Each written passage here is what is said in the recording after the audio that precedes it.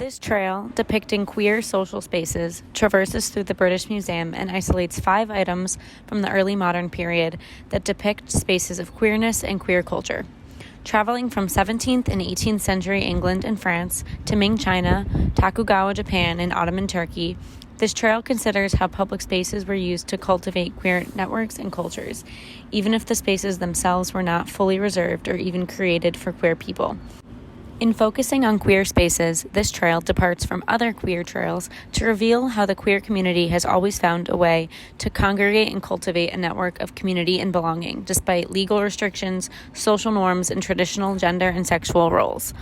Through a mix of print and objects, this trail chronologically illustrates the diversity of these spaces across cultures and people, while also representing how spatial similarities emerged throughout the early modern world that allowed queer people to create communities and find belonging. Created in the early 16th century, this painting by Chiu depicts a group of 10 refined court ladies enjoying conversation in a tranquil outdoor setting, offering a glimpse into leisure activities and the social interactions of Ming women. Most notable about the painting, when observed closely, are 2 women situated on the left-hand side, one of whom places her hand gently on the shoulder of the other while leaning onto her back, conveying a sense of intimacy and closeness. Celebrated for portraying courtly ladies and their interactions, Chiu is most renowned for the work Spring Morning in the Han Palace, while 2 ladies lie and read together on the ground with the qin nearby. Due to the phonetic pattern of the musical instrument, qin in ancient Chinese culture implies romantic love. Other paintings of Chiu include 2 ladies on the plum tree and occupations of court ladies, both of which, like 10 ladies on the terrace, are devoted to female homosexuality. Queer space in ancient China in paintings can be detected either through hidden meanings of objects, including musical instruments such as qin, or through physical intimacy found consistent in the works of the same artist.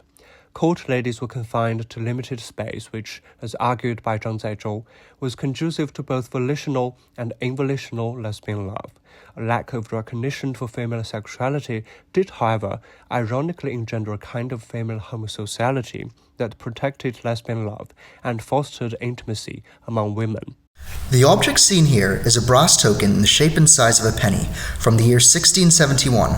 On one side, an image is shown of a man pouring out coffee, with an inscription saying, "In St. Bartholomew's." On the reverse side along the edge inscribed is William Russell, 1671, with his coffee house inscribed in the center. Tokens like these were quite common in the 17th century and were issued as legal tender for the usage in specific coffee houses such as Mr. Russell's. Whilst the coin itself isn't directly related to queerness, the coffee houses that they were used in most certainly had a function as a homosexual space. Originating in the 1650s, coffee houses were popular throughout London until the mid-18th century.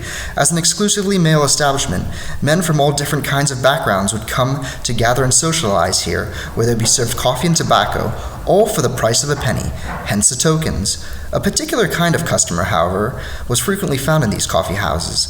Known as mollies, these were queer men who cross-dressed and took on female personas such as a female name and speaking in a high tone. They often came to these coffee houses seeking male companionship and sex, as these were some of the few places in that time period where one could engage in queer socializing. Those coffee houses had a high percentage of such clientele were known as molly houses. Though they were highly regarded by many queer men as a space for them to be themselves and socialize, they weren't entirely safe. Many police raids were conducted at these coffee houses, and those that were found guilty of engaging in homosexual behavior were fined and sentenced. A particularly infamous case concerned a coffee house named Mother Clap, where on a Sunday night in February 1726 it was raided by the police. An officer reported that he found around 40 to 50 men making love to one another whilst also mimicking female behavior. This resulted in the owner being forced to stand trial, pay a fine, and sentenced to 2 years in prison. Yet despite these cases, coffee houses continued to be a popular space for queer gatherings until the mid-18th century. This playbill, donated to the British Museum in 1988, was created in 1675 in Tokugawa, Japan. It advertises the first kabuki performance of the season, listing both the order of plays and the supporting cast.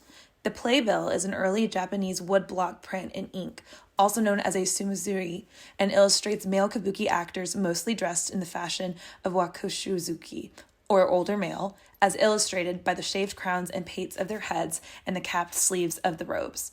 However, there are a few characters portrayed with a full head of hair, possibly insinuating that they are actually wakushu, or adolescent male, and represent the boy love integral to kabuki performance in Tokugawa, Japan. Kabuki theater was supposedly created by a woman named Okuni in 1603, yet, ironically, women were banned from the stage in 1629, followed shortly by boys in 1652. Kabuki actors became exclusively male, with players dividing into male gender specialists, or takiyaku, and female gender specialists, or onagata.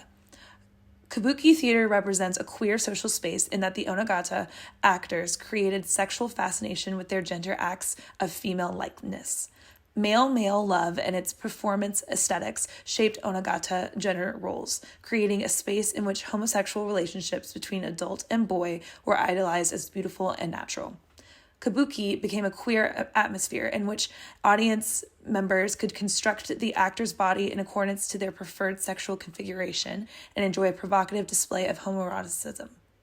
The sexual appeal of the kabuki actor received wide support from its majority male audiences, leading to wealthy men procuring prostitution from many of the male actors. Though kabuki theater and prostitution were considered akusho, or bad places, by the shogunate, they continued to flourish until the end of Tokugawa, Japan in 1868. This print exists as a satirical print of the Tuileries Garden in Paris, France, from the perspective of a fictitious German onlooker named Skarin. Skarin observes crowds of Parisians, a mix of men and women all dressed in nice clothing, gathered in these gardens, which he labels as a ridiculous sight. This print does not denote anything obviously queer. However, upon further examination, it exists as significant in viewing Parisian queer culture in spaces, and in considering how visitors interpreted these spaces. First, in 18th century Paris, gardens served as spaces for established queer subcultures or networks. Here, men congregated to engage in sexual relations with other men. Up until 1797, French law declared sodomy illegal, yet the police forces, which frequently surveilled these gardens, would rarely turn men found engaging in sodomy over to the courts. This is not to say that sodomy was accepted, as the very fact that queer men had to form queer subcultures reveals the marginalization of queer men within Parisian society.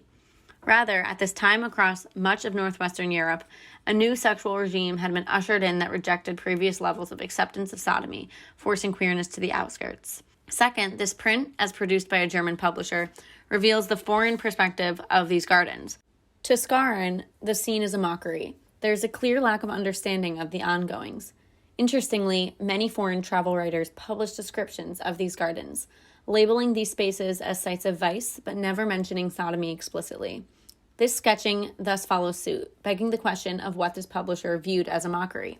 Was it the acts committed, or rather the setting and the existing subculture? The wooden bath clogs known as nullen or cub were used by customers of the Ottoman bathhouses. These particular clogs gave the wearer a 26-centimeter elevation and helped them avoid wet and potentially dirty surfaces. They could be quite ornate, with pewter or mother of pearl fitted into them. Clogs were popular in bathhouses, but these slippers were worn across the empire. For example, Armenian women in Syria were found to wear cub as part of their wedding dowry. Similar to other items mentioned, there is nothing that immediately denotes queerness. However, the clogs are connected to homosocial spaces. The bathhouse was a setting where morality and gender norms could be inverted, thus the clogs evoke queerness. Bathhouses represented a rite of passage to where boys became men, where the boundary of gender was frequently transgressed.